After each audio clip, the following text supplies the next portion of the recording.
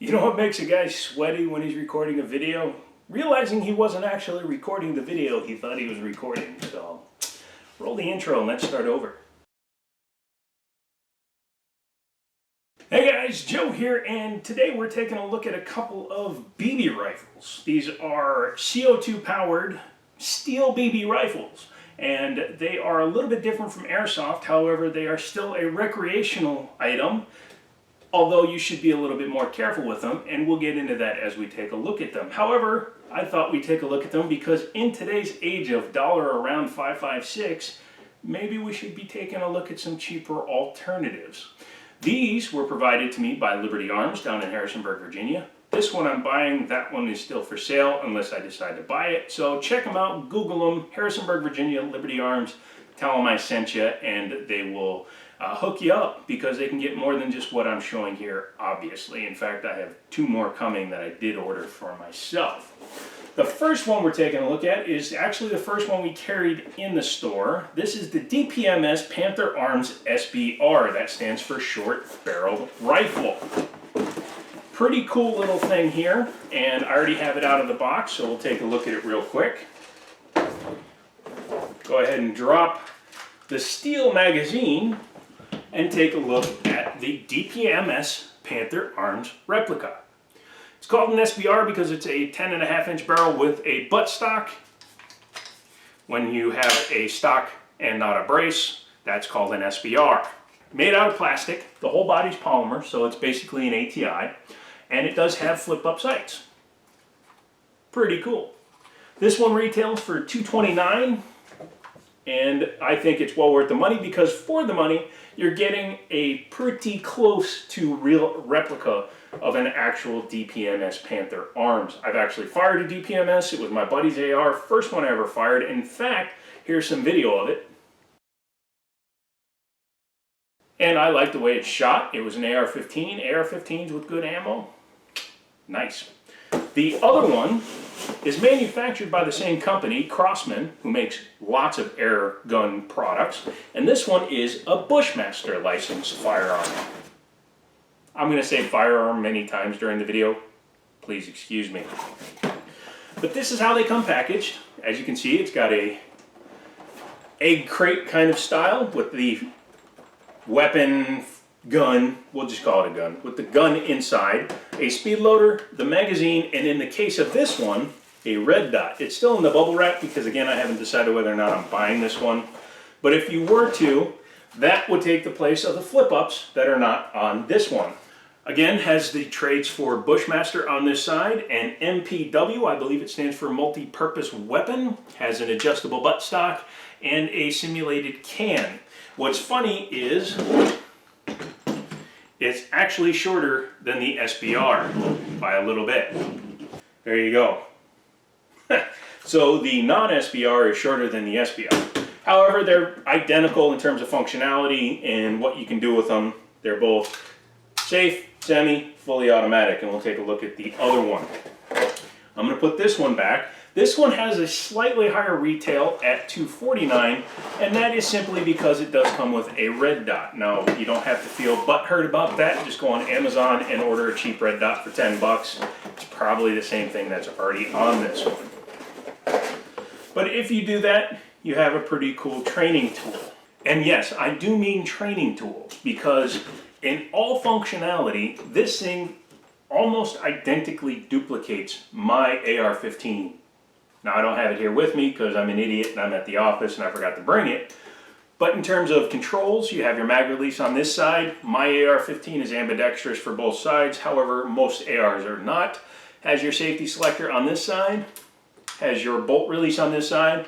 And this one is actually a blowback, which means if you see here inside the port, it actually holds back the bolt carrier group. It's actually a cover that slides forward, and when you release it, it actually charges the firearm.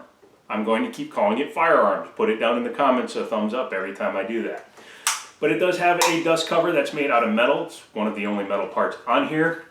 And when you do that, it functions exactly. It does have a failure button or forward assist. However, this one's just molded in and is non-functional.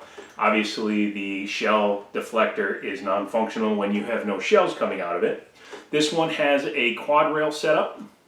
As you can see, it also has a Magpul inspired angled foregrip. I have an angled foregrip on my personal AR-15. However, I typically actually hold my AR-15 by the magwell.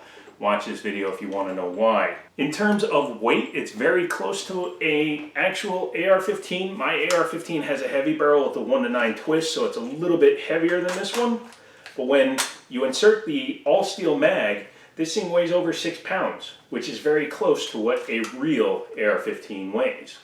Speaking of the magazine, it's an all-metal because it also houses all the CO2 as well as the I guess this is what actually fires the pellet forward, but it is a dual CO2 system on this gun. It's kind of a gimmick because technically it only needs one to run, and you need to look down here to see which one you load first. It's this one, just so you know. If you put in this one first, you're just going to vent all your air out. But it's done for weight as well as the fact that when you have them both in there, you can go through obviously almost twice as much gas before you have to replace the cylinders. Normally it has an Allen key it comes with. It's missing on this one, probably because it was the store gun. It's a 25 round capacity. I wish they had made it 30 rounds because then it would have more closely simulated a real AR-15. But for what it is, it's not bad.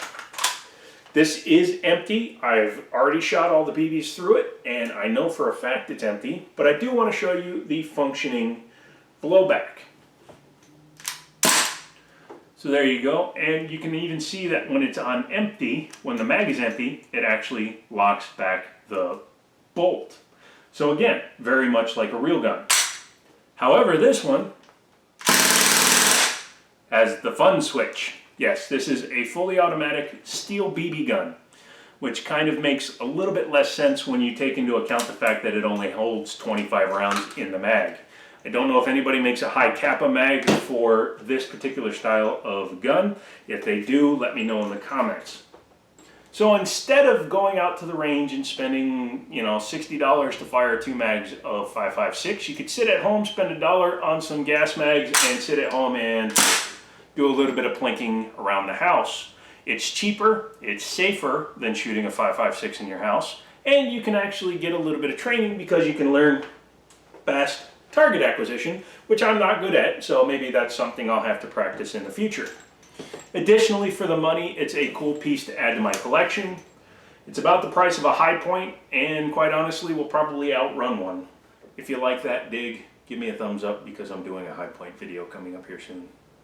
So that's about it. I wanted to show you something that I've decided to get back into, something that's kind of cool, and maybe I'll start doing some mystery boxes or a little bit of unboxing and showing each individual airsoft or pellet gun as I get them in. I wanted to do these ones together because they're manufactured by the same company. They're basically the same tool. I was going to say firearm. I keep trying to say firearm because that's all I've been dealing with for the last 3 years. You don't have to worry because I'm still dealing with firearms. This is my Glock 34.